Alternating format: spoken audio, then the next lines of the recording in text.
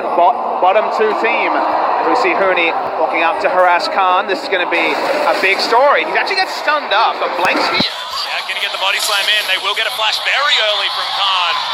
And they take down the ward. Already things looking better for SKT. And Khan can't back because he has to enter lane, so Khan's aggressiveness turned onto him by Huni and Blank will also be the late invade onto blue that they engineered against the same matchup again in Game 5. Great video, again I mentioned it earlier, Irene outlines it really well. The team-wide strategy to shut down Zach, and it's emulated here by different members of SKT. Well, Cuz is going to make his way over. Actually, Blank, we'll see whether he stays in the jungle. They're pinging out Cuz, who's just going to walk straight on top of him. This is very dangerous. I mean, red buff against blue buff does mean that Cuz theoretically has a battle advantage.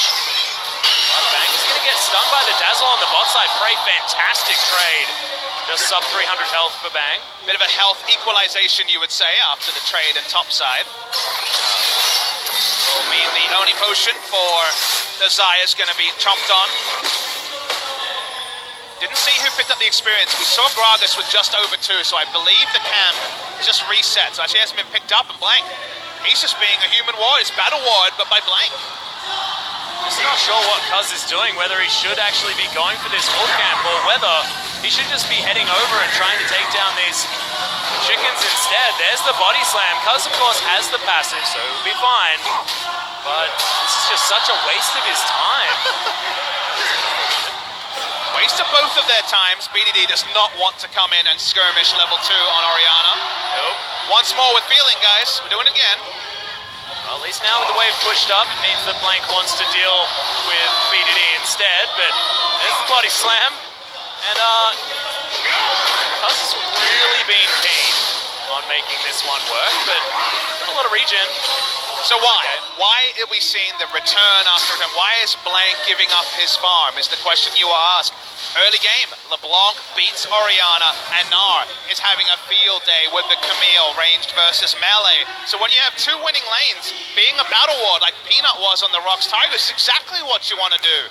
As the Gragas, both of them have cheap builds where they will build into Cinder Hulk or largely into full tank. Bot side's the only part where there's a pressure advantage is some trading. Yep, Gorilla actually getting these autos in, charging himself back up. Bang finally able to get a decent trade in damage, at least onto the turret. So we've got a big ol' Gnar heading towards this top side. Khan just wants to stay competitive, was laning without flash, of course, and in a tough matchup, so for him to be basically equal in CS is better than expected from Khan. Yeah.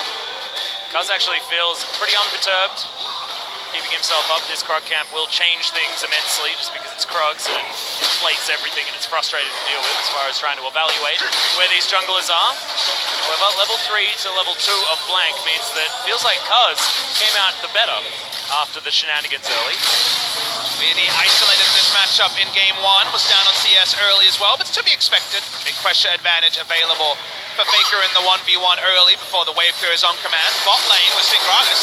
And in goes Wolf. Massive explosion of damage and first blood almost out of nowhere by Blank as he picks it up with a flash body slam. Yeah, the timing there was fantastic. Those sort of ganks in Game 1 were not working, but here, works a treat. First blood for SK Telecom. A massive boon for them. This was the one lane where they were losing in terms of pressure. That's thrown out the wall. Able to get the preferential back timing as well. So good stuff there from Blank. Great gank timing from him. Yeah. Exactly the right time as well, just given the fact that Bang wouldn't have been able to follow up with much damage afterwards. Used the last of his mana to make sure that he helped out with that kill. Probably would have liked it, but now you've got Blank able to transition this sweet purse change that he picked up across to the rest of the map as Fake is actually chasing after Cuz. Still level 3 as the chain does land. And this is a lot of damage. He will go down to his passive. Khan's looking to try and get towards him, but there it goes. Faker wants to try and clear this one out. Hooney's going to make his way down as well. As in goes Khan. Is this going to be too much though? As Blank has turned up. Command Protect is in there. Faker in so much trouble. Distorts his way out as Cuz. He's respawned. Khan. Hooney. Oh god, no one's going to be able to catch up to him as Cuz eventually falls. There was going to be one casualty. Is there going to be another? As Khan does make his way through. Will the crush be there? Oh, Boomerang. Just the tip. did not find the backside of the Camille. Misread on the map from Cuz, his first rookie mistake of the series, you would say. Feeling strong enough to pressure, but not when Oriana is always going to respond second to the LeBlanc. Tried to contest the brush that we know a control ward was put into, but too long. Lost his life from it, also his flash as well. So it hasn't quite taken the same team impact to shut down Cuz. Different type of team impact, I guess you would say. And Faker takes him down. And this is the sort of start that NET fans were looking for the entire series. Yes. And it feels like a lot of these situations were very similar to what happened in Game 1 and in Game 2. Cuz still level 3. Yes, Faker is still just going to look for him yet again. Does get the smite off, so a bit of health back. BDD is going to turn up, but not in time. Now he might find himself out of position. Longju's bottom lane we're moving up, and once again it's a Zac that is being capitalized on, is being taken advantage of by SKT. And SK Telecom will just keep relentlessly pushing in, contesting camps off spawn. They've had so many peaks in the enemy jungle. They know when the red buff spawns, they knew it was a red buff start. They have the exact timer on the wolf camp. They will continue to contest camps and shoot to make Cuz completely irrelevant in this game. They're also having the best shot at doing it to BDD as well, as the Grand Ultimatum does go down. Hextech Ultimatum, sorry. Just to try to interrupt damage rather than any sort of turn coming through from the Camille, and slightly different to what we were thinking. We were saying they're going to try and shut down the top lane, but shutting down the jungler has that dual impact of forcing your laners to play safely. Their laners are going to be second to respond. There's a pushing advantage. That's why Cuz is going to try and turn. That's not the turn you want. Certainly not. Body slam not going to land the damage onto Cuz, doesn't find the barrel either, as BDD is going to move his way over. Cuz going to slam some people together, and the blue buff actually helping Longju out, and they're going to turn onto Cuz. And SKT, oh, not quite enough for the command protecting. Khan is going to go down. Now Longju just getting smacked about. Good shockwave onto two as the heal does come in for BDD to keep himself alive, but the pressure advantage is just massive from SKT. It's the sort of plan we expected to be employed against Longju from Game 1, but taking them to Game 3 to go for this full court press to try to target Cuz and Khan. When Khan is ahead, Cuz's job is so straightforward. He just has to path around and winning top lanes. The top lane's not winning early. We're not getting to that part where Nar can potentially turn it around, and the jungle's way behind. Well, Chain of Corruption are going to come out. Prey just smacked out of the fight by Wolf, and that's going to be the disengage that they needed. Lighted Quiver, not enough with that piercing arrow to get Prey any decent damage. SKT will finally relinquish this top lane. Tower in trouble as well, actually, at this point. Uni coming into the game, opens up a different champion, but you can hear the cheers of the SKT faithful. Losing the minimum with Untara and allowing other lanes to shine did not work for SKT, so they go carry for carry. And carry for carry is working out a lot better for them because they had the pressure. They could enact the multi-step plan to shut down the jungler, and that's done a treat on shutting down Khan at the same time.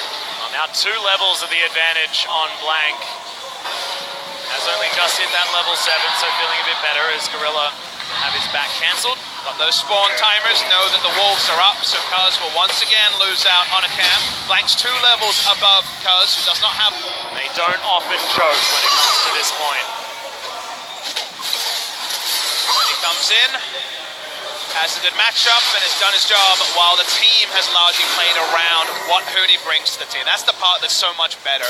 It's not necessarily about Untara being an inferior player. Mechanically wise, I would argue he is, but they were able to play around Untara so well against KT that I think it was the right choice to bring him in against Longju. But they can turn a different side of the coin when Hooney's in the lineup, and that side on this day looks oh so much more comfortable, which makes it so much fun to be a peanut gallery. We know SKT's going to Worlds. They only get to bring one of these super subs though, Atlas, and a carry performance from Hooney in this double reverse sweep would make it a grand old headache for SK Telecom. They need to double reverse sweep. That was going to be the thing that he's going to prove. So Hooney in the end would actually have more games in this series, despite having only half of one thus far. Assuming a very short game, I guess. SKT continue to be relentless. Every time you get to the point where camp is about to respawn, invade with LeBlanc, early push advantage and definitely pressure advantage over Oriana. Invade with Gragas, so much easier to skirmish on the front foot. Looking for more. Khan is actually going to be able to make his way out quite nicely with the hookshot though. This could just mean first brick going down for SKT. And that will begin to be a substantial lead as far as that gold is concerned. And we'll be knocking on the door of about 4,000 and in 12 minutes. That's starting to look much bigger. Cuz finds himself a gromp, but there's nothing to attach it to. He gets the headshot in. Claims that first Blood and will get the extra gold just for himself. So this matchup feeling a lot better. There's the move back with the headbutt. But so much turret damage coming down from Gorilla. Just the cosmic radiance as Cuz was making his way in, but maybe a little bit mistimed. We're trying to bait because Cuz was around bot. Obviously wasn't expected to be headbutted in the turret. Here's an extended trade though. Yeah, Dazzle does come in as SKT are going to be able to lock down Frey. Teleport cancelled. Cuz has to get the heck out of there, and Gorilla. This lifeguard could not save his charges this time. This beach is looking dangerous for Longju, and Cuz, once again, there's not enough bloblets to save you this time, buddy, and Bang is going to be able to get that kill. 6-0, feeling like a whitewash at 13 minutes into this game. SK Telecom trying to have a statement game, trying to prey on the rookie and hope that it translates into future games. They're already going to be half talking about game 4. I imagine Longju are to some extent as well. This is an insane advantage, unprecedented to be this far ahead in a grand final. And there's just nothing to show for it for Longju. There's no silver lining. Decent farm on their top lane. It doesn't matter when his turret is down and Huni's able to roam. The bot lane will eventually be collapsed upon by double teleport. So much easier to play the side lanes with just a single teleport when you have pressure advantage in the top side. That pressure advantage is gone, and so is the game plan for Longju. Well, Huni's now going to find Cuz once again. There's the flash now, straight into the wall, and Huni grabs that kill just easily with the help of Blank. That's how you do it. That's how you shatter the spirits of a rookie player. It's taken a couple of extra games from SKT, but they are all over Cuz this time. Now it's really hard to say how Longju play the rest of this one out. You can't write them off completely, but with how the game is being played, they don't have better options. Cuz needs to find farm in his jungle, but his laners will be responding second. Krug seems like the only safe camp he has to take that won't be contested, and they haven't spawned enough for that to be enough. Cannot enter the enemy jungle because lucky with a gromp last time, but could certainly be caught trying to do that with his hand in the cookie jar multiple times in this game. The game has not mattered around the bot side. It's just been a farm fest. The roam came down, and even that is not going to plan for Longju Gaming. Now Faker is hunting for blobs. Hanging out here towards his bottom side, Cuz should be able to grab this Krug camp, like you said, a safer option for him. And even Gorilla and Prey not able to play with as much gusto as they had the previous 2 games. Clutching out trades. There's the kidnap. Coming in, they're trying to find Wolf, but he just has the unbreakable will, so he pops it and he is going to be absolutely fine. Getting the turret here is the same as picking up kills Atlas. Guess what? The only camp they couldn't ward was the Krugs. You get that bot lane turret, suddenly you have the freedom and the latitude to ward the Krugs, and there's nothing for the jungler to pick up. There's no gold for Cuz to pick up at all. Control ward on the top side was cleared out by the roam down from the side of Khan. But Drake is a dream for Longju Gaming. It's not going to come through here. It's a freebie for SKT. Oh yeah, Cuz not even heading that direction. He's just going to say, oh, Blanks at the dragon? That means I might be able to get some farm on the top side of my jungle. Absolutely fantastic. That's the silver lining they were looking for. Zach is actually able to do what he had been able to do in game 1 all game long. Now this pressure is feeling like too much. SKT now freed up as far as their bottom lane duo is concerned. We're going to try and affect the map elsewhere, and the last remaining outer turret will be in the mid lane, which is where Bang is getting a lot of his damage in. And with Huni, you feel like in the next game they will choose red side again to ensure they have the counter pick for the side of Khan. They mentioned they got the twofer because they changed roster as they predicted Longju to pick blue buff and were able to choose into carry matchups with Huni in the lineup. Now in game 4, they have side selection. They will almost certainly pick red and try to basically put together a similar draft to this. And if you just keep focusing down Cuz, if you can do it 2 games in a row, even though Longju might be able to choose red in game 5, what will the state of Cuz be by the time we get there? Yeah, how will he be able to shake it off? But if in game number 4, Cuz comes back and manages to fight it out, hops on his most played in the Kazakhs or something like that and tears people up, like, these are things that Cuz can prove himself with and being given that opportunity is certainly fantastic because there's not a lot of other good things to look at as far as this game is concerned if you're a Longzhu fan. It also gives us a good thing to think about with Longzhu and let us know about their adaptation. They haven't had to adapt for the majority of the season, playing around Khans, pushing or winning lanes ad nauseum.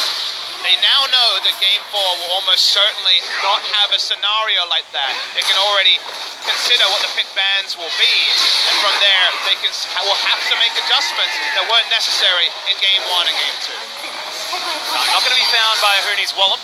The Rift Herald certainly will be. Prey helps take that one down. Didn't have a whole lot more to do, and he even grabs it himself. Looking to channel it, try and grab this outer turret in the mid lane. Should be a thing that they're able to do, but no more Mega Gnar available from Huni as they're looking for Blank.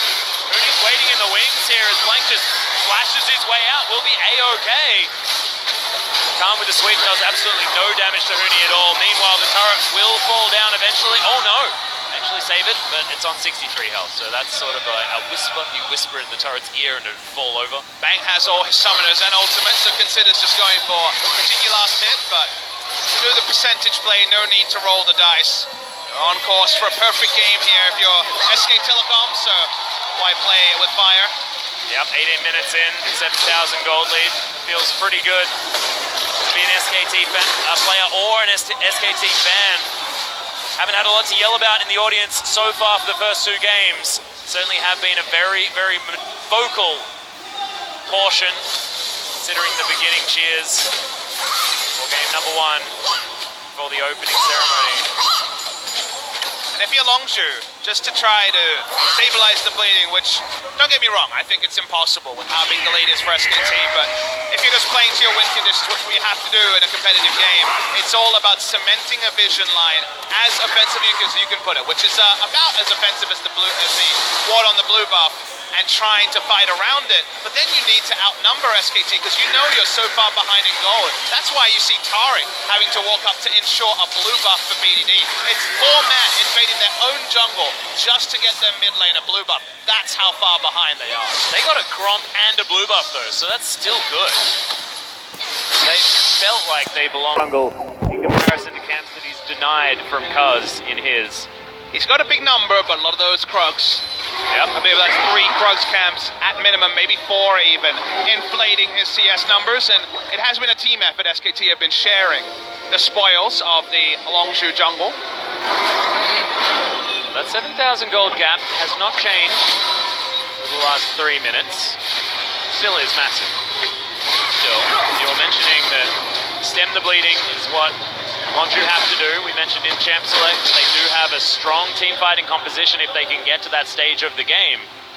And honestly, from a lot of pressure being exerted, you know, they go down, they get pushed into their base. They've got a lot of wave clear, they've got a lot of counter engage options with Elastic Slingshot as well as a Cosmic Radiance. Gorilla will have for defensive purposes. The problem is that SKT are perhaps the best team at closing out games in the world. You know, very often not very often do they lose in the late game. We're watching Gnar, who has, let's say, the most items possible, a Frozen Mallet and Black Cleaver and Ninja Tabi, at the same point that Trinity Force is only just being completed for the side of Khan. So Khan can't enter lane against Gnar with any confidence or without a couple of people shadowing him. At the same time, Faker has Gunblade and also the Sheen, so has enough burst to take him down as well. So there's not really any safe places for Khan to actually get the items to enact the 4-1 that they drafted for. So the lead is probably only just going to grow for SKT, at least in the top lane matchup. Yep, you can see now that Khan's actually forced to go with BDD towards that bottom side of the map. His backing at this point is he's looking for the cutest drive-by smite that he could find, but is at least safe. Have the opportunity. They have been able to clear out a lot of the deep vision, so they were able to walk up there. There was no teleport ward in their enemy red side jungle. Didn't get the contest, ends up wasting the time, but at least they're not just opening themselves up for another dogpile from SKT through a teleport from Huni. Taken towards the bottom side means that Cuz probably feels a little bit safer as far as taking his wolf camp, as Huni gonna get touched by Stretch Armstrong, but otherwise nothing more going to happen. Hooney's actually doing a favor for Faker here because the wards were cleared out. Faker doesn't have vision in the red side jungle to make aggressive pushes. He needs someone to battle ward for him on the top side as he pushes down. And SKT, knowing that Longzhu have been trying to freeze, we've seen the freeze from Antara for the longest time. So from Khan for the longest time, they're going to look for a collapse. And Faker might be able to find something, but in the end it is Khan that's able to grab that kill. Can Longzhu actually deny this Baron though is the question. Cuz could potentially make his way in, but no, it's denied by Wolf. Cosmic Radiance coming down pretty preemptively from Longzhu as they're looking for a kill onto Wolf. They want to deny as many of these Barons as possible. Already, it's only going to be a 4-man. Looking like now, it's going to be a 3-man Baron opportunity as Prey's going to grab it with a piercing arrow. So finally, some kills on the board. At least perfect game has been denied by Longzhu. And only once the pusher will have the Baron buff, they pick up 2 kills and also out of mid lane turret. It's not enough to stem the bleeding, but it's a feel-good moment for Longzhu Gaming. Unable to get the smite over, no way for Kaz to get into the pit. Matchup experience means that he's actually only going to be the same level, finally, as Blank, so that's working, I guess, as intended, but it's working, that's for sure. The problem is that Bang is now 40 CS ahead on this Zaya. He's 2 levels ahead. And Hooney's a monster. And Khan has to run the hell away as quickly as possible as soon as he sees little tiny Yordle head towards him, and that just feels bad. I mean, he's so adorable. You don't want to run away from that. But this kind of adorable is going to murder you, so you certainly have to. Has gone for the Ardent Sensor Rush on turret, very common now, not like the Rakan we saw in the previous game, as the ultimate for at least situational tankiness. But when you're ahead as turret, you can make much more informed decisions about when popping the Cosmic Radiance, because you can feel like, okay, I know roughly how tanky we are, roughly how much damage we do, I'll just hold on to it as needed. You have to be proactive with it, as here's Hooney with the crunch. Yep. Oh my goodness, that hyper damage is crazy. Hextech Ultimatum comes down as Khan wants to try and get a trade back kill, but it's just not going to happen. He's got too much health as Kaz kidnaps the barrel by the looks of things. Doesn't actually, and heads back underneath the turret. Does mean that top inner is completely exposed. Will be taken down by Hooney, and Faker just going to continue the pressure by heading towards the bottom side. Longzhu are being stretched way too thin on every front for this entire game. 10,000 gold, very close to the lead here at close to 26 minutes in. BDD wants to try and punish him, but Hooney's just one-man wrecking crew. Faker just happy to tank up turrets by the looks of things. So much of the draft was similar from SKT, but you change one variable and you're more aggressive in the early game, and it reaps its rewards. You reap what you sow, and SKT has sown a massive 10,000 gold lead at 25 minutes into the game. Even after that feel-good moment, every future trade goes the way of SKT because they're always going to be there first, whether it's the double teleport or the winning lanes or the kill pressure just in the 1v1s in many of these matchups. Longzhu always have to think 5 to 10 seconds ahead, and SKT have the information to never allow that to be a winning trade-up. Yeah, and this is what SKT do, is that they play clean League of Legends better than most others. All others. Can I say the absolute right there, Fox? Yes. Am I allowed to? Good. Okay, so SKT just play clean League of Legends better than any other team, and therefore they get a tiny advantage in the early game like they did. They will never relent. They will never let go. And you will just fall into this gigantic hole, which is now approaching that 10,000 gold portion. It's just too hard. It's so hard to see the way back in for Longzhu. Yes, I talk about, oh, well, they have a composition that could theoretically turtle, and yeah, in a lot of other games, that may actually make sense. But against SKT, I just don't think it does.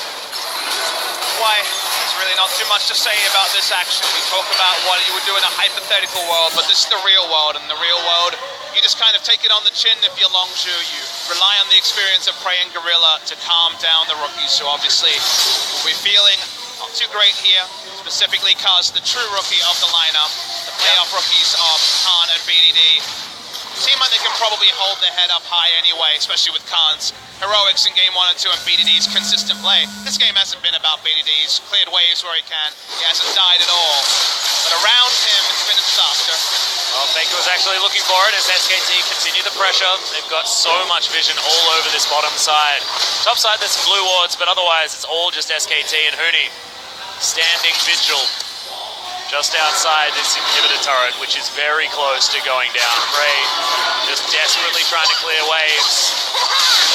Here they go, they're trying to take down Huni. Hextech Ultimatum comes in once again as Gorilla looks for it. PDD with the shockwave, but Huni just takes so much punishment. Over goes Khan, but can Faker actually save him? Huni picks up the kill in the end. He dodges everything. The dazzle not enough, and he just wanders out casually. Insane escape coming through from Oni. He feels so good in this moment, even if you don't see it in the reaction camera shot. And SKT in the bot side would have trained down the turret. It was always going to be a kill for a turret. It's not even a kill, Atlas. No, it is absolutely nothing, as now we're looking for the counter engage. Bloblets are out as Cuz not able to affect this fight anymore, but at least this turret hasn't gone down just yet. Teleport comes in. Huni looks like he just pushed over the turret with his ultimate, but it wasn't that. He manages to take down Cuz, and this looks to be the end as SKT just wiped the floor with Longzhu Gaming. Only BDD to look on in horror as his base is torn to shreds. Nexus turret should follow. BDD still hasn't died so far this game. He is the KDA king, but that doesn't help when you're 0-0-1 with a team flailing around you and nothing to be able to do. Nice two-man shockwave, but as you can see, just doesn't do the damage, and they're going to punish Khan, take him down, and Nexus turrets should follow, despite the fact that it is getting a little bit of help. Explosive Cast was optimistic, but this should be the Nexus, and SKT beginning what could be yet another reverse sweep, heading towards their 7th